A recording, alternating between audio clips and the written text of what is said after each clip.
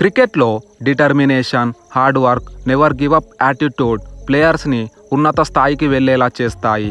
Adam Gilchrist, Sachin Tendulkar, Ricky Ponting, sir Vivian Richards లాంటి దిగ్గజ players క్రికెట్లో తమ దేశానికి ఎంతో సేవ చేసి చరిత్ర పుస్తకాల్లో తమ పేరును సుస్థిరం చేసుకున్నారు.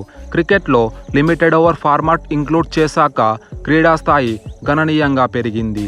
ప్లేయర్స్ అంచెలంచెలుగా ఎదిగి అప్కమింగ్ జనరేషన్స్లో వచ్చే యంగ్ ప్లేయర్స్కి ఇన్స్పిరేషన్గా నిలుస్తున్నారు.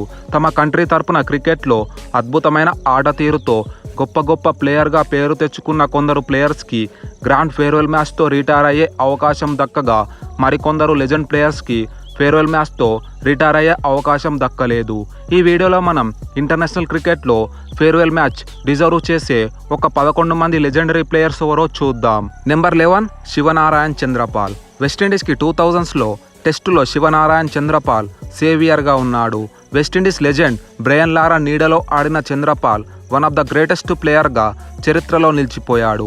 వెస్టిండీస్ తరపున 164 టెస్టు మ్యాచ్లు ఆడిన చంద్రపాల్ 51 యావరేజ్, 30 సెంచరీలతో 11,867 పరుగులు చేశాడు. టెస్ట్లే కాకుండా విండీస్కి 268 ఓడిఐ మ్యాచెస్లో ప్రాతినిధ్యం వహించగా 41 యావరేజ్, 11 సెంచరీలతో 8,778 పరుగులు చేశాడు. ఈ ఓవరాల్ స్టాట్స్ చెప్తున్నాయి చంద్రపాల్ ఎంత గొప్ప బ్యాట్స్మెన్ అని. 2015లో బ్రిస్టౌన్ వేదికగా ఇంగ్లాండ్ పైన తన కెరియర్లో లాస్ట్ టెస్ట్ మ్యాచ్ ఆడగా వెస్టిండీస్ ఈ మ్యాచ్లో 5 వికెట్ల తేడాతో విక్టరీ కొట్టింది.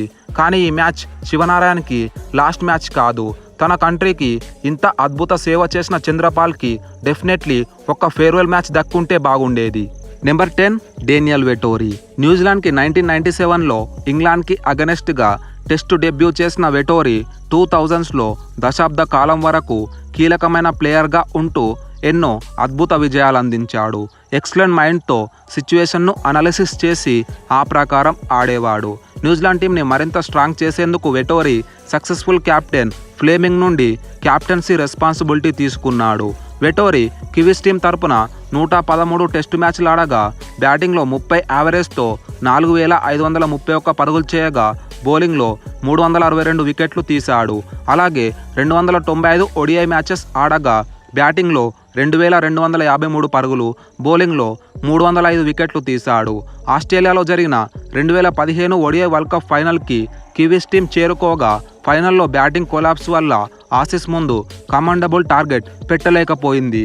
అన్ఫార్చునేట్లీ ఈ కివీస్ ఐకానిక్ ప్లేయర్కి ఇదే లాస్ట్ ఇంటర్నేషనల్ మ్యాచ్ అయింది. నెంబర్ 9 జహీర్ ఖాన్. ఇప్పుడంటే టీమిండియా పేస్ బౌలింగ్ యూనిట్ స్ట్రాంగ్గా ఉంది, కానీ పేస్ బౌలింగ్ పవర్ హౌస్గా మారకముందు టీమిండియాకి ప్రీమియం ఫాస్ట్ బౌలర్స్ కొరత ఉండేది. ఆ టైంలో ఇండియాకి Zaheer Khan front line fast బౌలర్గా ఉంటూ ఇండియాకి ఎన్నో విజయాలు అందించాడు. 2011 వరల్డ్ కప్ టైంలో జహీర్ ఖాన్ పీక్ ఫామ్లో ఉన్నాడు. ఈ వరల్డ్ కప్లో 21 వికెట్లతో షహీద్ అఫ్రీదీకి ఈక్వల్గా జాయింట్ హైయెస్ట్ వికెట్ టేకర్గా నిలిచాడు. టఫ్ టైంలో కెప్టెన్ నమ్మకాన్ని వమ్ము చేయకుండా క్రూషియల్ వికెట్స్ తీస్తూ టీంలో మోస్ట్ ఎకనామికల్ బౌలర్గా మారాడు. ఓవరాల్ తన కెరియర్లో టెస్టుల్లో 311 వికెట్లు, ఓడిఐలో 282 వికెట్లు తీశాడు. ఇంజురీస్ తనను ఇబ్బంది పెట్టినా వాటిని ఓవర్కమ్ చేయగలిగాడు. తన ఫిట్నెస్ రీగైన్ చేసుకోవడం కోసం ఫ్రాన్స్లోని ఫిట్నెస్ అకాడమీకి కూడా వెళ్ళాడు. మనం ఇదివరకు మాట్లాడినట్లు నెవర్ గివ్ అప్ యాటిట్యూడ్కి జహీర్ ఖాన్ పర్ఫెక్ట్ ఎగ్జాంపుల్. 2014లో కివీస్తో లాస్ట్ టెస్ట్ మ్యాచ్ ఆడిన జాక్కి గుడ్ బై చెప్పేందుకు ఫేర్వెల్ మ్యాచ్ దొరకలేదు. Number 8 Hashim Amla. ఒకప్పుడు వరల్డ్ క్రికెట్ని డామినేట్ చేసిన సౌత్ ఆఫ్రికా స్క్వాడ్లో హషీమ్ ఆమ్లా ఒకడు. కొన్ని సందర్భాలలో టీం కోసం ఓపెనర్గా లేదా టాప్ ఆర్డర్లో బ్యాటింగ్కు వచ్చి ఈజ్తో స్కోర్ చేసేవాడు. పూర్ బాల్స్ కోసం వెయిట్ చేసి పనిష్ చేసేవాడు. ఆమ్లా తన కెరియర్లో ప్రోటీస్ టీం తరపున 124 టెస్టు మ్యాచ్లు, 181 ఓడిఐ మ్యాచ్లో రిప్రజెంట్ చేశాడు. టెస్టుల్లో 47 యావరేజ్తో 9,282 పరుగులు చేయగా వన్డేల్లో ఆల్మోస్ట్ 50 యావరేజ్తో 8,113 పరుగులు చేశాడు. టెస్టులో హైయెస్ట్ ఇండివిజువల్ స్కోర్ 311 పరుగులు కొట్టి సౌత్ ఆఫ్రికా తరపున ట్రిపుల్ సెంచరీ చేసిన మొదటి ప్లేయర్గా నిలిచాడు. గ్రౌండ్లో తాను ఆడే అప్రోచ్ ఎంతో సింపుల్గా ఉన్నా ఎఫెక్టివ్గా ఉంటుంది. మోడర్న్ ఎరాలో గ్రేటెస్ట్ క్రికెటర్గా నిలిచిన ఆమ్లాకి కూడా ఫేర్వెల్ మ్యాచ్ దక్కలేదు. Number 7 Wasim Akram. Reverse swing అనే వర్డ్ మన మైండ్లోకి రాగానే వినిపించే పేర్లలో వసీం అక్రమ్ ముందుంటాడు. పాకిస్తాన్కి ఫార్మర్ కెప్టెన్ అయిన Akram cricket greatest of all టైమ్లో ఒకడు. అక్రమ్ తన కెరియర్లో 104 టెస్ట్ మ్యాచ్లు ఆడగా 414 వికెట్లు తీశాడు. బాల్తో రివర్స్ స్వింగ్ చేసే అక్రమ్ బ్యాటర్స్ని సెటిల్ అవ్వకుండా చేసేవాడు. 1992 వరల్డ్ కప్ విన్నింగ్ సైడ్ కీలకమైన ప్లేయర్స్లో అక్రమ్ ఒకడు. అక్రమ్ ఒక ఫెంటాస్టిక్ బౌలరే కాకుండా లోయర్ ఆర్డర్లో డీసెంట్ బ్యాటింగ్ కూడా చేసేవాడు. టెస్ట్ క్రికెట్లో బ్యాటింగ్లో 2898 పరుగులు కొట్టగా ఇందులో 257 పరుగులు నాట్అవుట్ హైయెస్ట్ ఇండివిజువల్ స్కోర్. అలాగే ఓడిఐస్లో హైయెస్ట్ స్కోర్ 86గా ఉంది. అక్రమ్ తన లాస్ట్ మ్యాచ్ రిజల్ట్ రాకుండానే రద్దయింది. సో ఈ లెజెండ్ ప్లేయర్కి ఫేర్వెల్ మ్యాచ్తో రిటైర్మెంట్ చెప్పి ఉంటే బాగుండేది. Number 6 Matthew Hayden. వరల్డ్ క్రికెట్ని గడగడలాడించిన రికీ పాంటింగ్ కెప్టెన్సీలోని ఆస్ట్రేలియా టీంలో బిగ్ హీటర్ మాథ్యూ హెడెన్ ఒక్కడిగా ఉన్నాడు. భయంకరమైన లుక్స్తో హెడెన్ తన బ్యాటింగ్తో బౌలర్స్ని ఒక ఆట ఆడుకునేవాడు. వన్స్ తను సెట్ అయితే ఏ బౌలర్ కూడా తనను ఆపలేకపోయేవారు. మనందరికీ గుర్తుండే ఉంటుంది హెడెన్ ఐకానిక్ మంగూస్ బ్యాట్ మరియు పేసర్స్కి అగనెస్ట్గా కొట్టే walking down the pitch shot. Australia తరపున హెడెన్ టెస్టుల్లో 103 టెస్టు మ్యాచ్లు ఆడగా 50 యావరేజ్తో 8625 పరుగులు చేశాడు. టెస్టు కెరియర్లో తన హైయెస్ట్ స్కోర్ 380గా ఉంది. వన్డేలో ఆస్ట్రేలియాకి ఆడమ్ గిల్క్రిస్ట్తో కలిసి డేంజరస్ పార్ట్నర్షిప్ బిల్డ్ చేసేవాడు. ఇద్దరు లెఫ్ట్ హ్యాండర్స్ కావడంతో బౌలర్స్ని డిస్ట్రాక్ట్ చేసి రన్స్ కొట్టేవారు. హెడెన్ 2009లో తన లాస్ట్ టెస్ట్ మ్యాచ్ ఆడగా తర్వాత పూర్ ఫామ్తో స్క్వాడ్ నుండి డ్రాప్ చేయడంతో తనకి ఫేర్వెల్ మ్యాచ్ లేకుండానే రిటైర్మెంట్ అవ్వాల్సి వచ్చింది. నెంబర్ 5 వీరేంద్ర సెహ్వాగ్. క్రికెట్లో ఫియర్లెస్ బ్యాటర్ అనే word Indian dashing opener Virender సెహ్వాగ్కి పర్ఫెక్ట్ సూట్ అవుతుంది. టాప్ ఆర్డర్లో తన దూకుడు బ్యాటింగ్తో వరల్డ్ క్రికెట్ని డామినేట్ చేశాడు. టెస్టులో వీరు హైయెస్ట్ స్కోర్ 319 పరుగులు కాగా ఓడిఐస్లో 219 పరుగులుగా ఉందంటే తన ఫియర్లెస్ బ్యాటింగ్ ఎలా ఉంటుందో అర్థం చేసుకోవచ్చు. ఇండియాకి వీరు 104 టెస్ట్ మ్యాచ్లు ఆడగా తను ఓపెనర్గా ఉన్న టైంలో 23 సెంచరీలతో 8586 పరుగులు కొట్టాడు. ఫస్ట్ ఓవర్ ఫస్ట్ బాల్ నుండే అటాకింగ్ చేయడం వీరు స్పెషాలిటీ. 295 పరుగుల వద్ద 6 కొట్టి టెస్టుల్లో ట్రిపుల్ సెంచరీ కంప్లీట్ చేసే రిస్క్ వీరు తప్ప మరెవరూ చేయకపోవచ్చు. ఏదేమైనా తన లేటర్ స్టేజెస్లో పూర్ ఫామ్ మరియు మురళీ విజయ్ అండ్ శిఖర్ ధావన్ రైజ్ అవ్వడంతో బెంచ్కి పరిమితమయ్యాడు.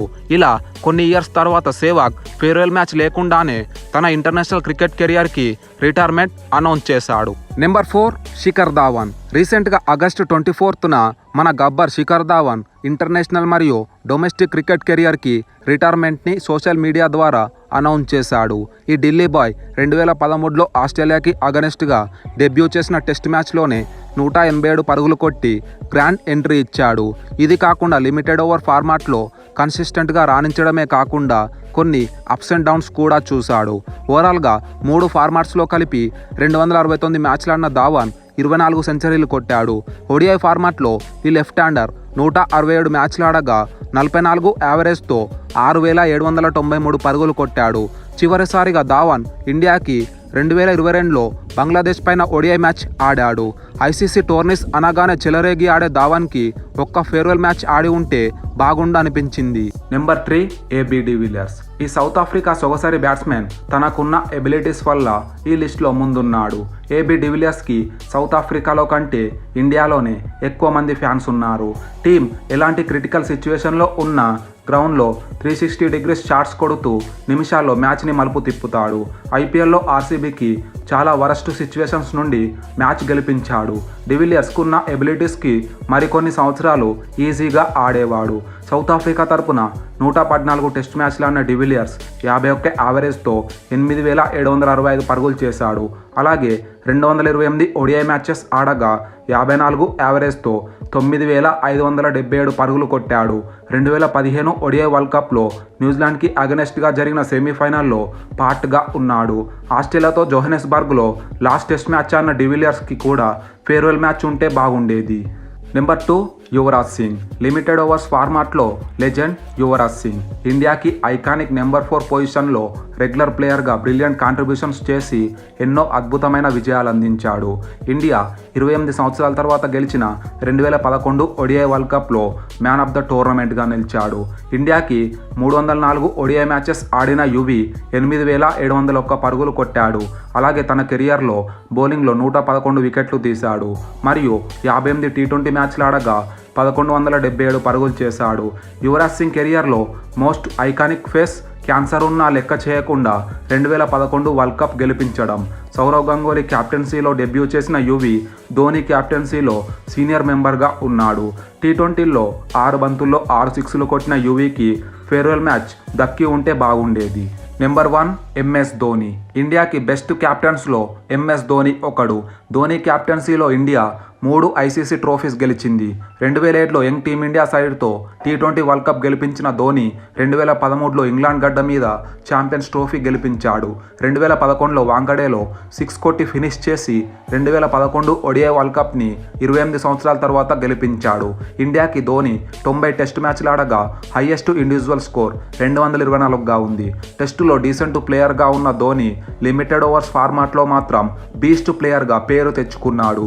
ODIస్లో 350 మ్యాచ్ల్లో 50 యావరేజ్తో 10,773 పరుగులు కొట్టాడు.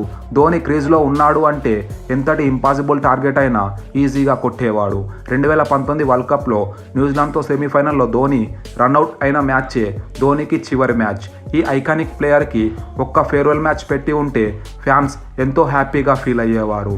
మీకు ఈ పైన చెప్పిన 11 ప్లేయర్స్లో ఏ ప్లేయర్ ఫేర్వెల్ మ్యాచ్ ఉండి ఉంటే బాగుంటుంది అనిపించిందో కామెంట్ చేయండి. Thanks for watching.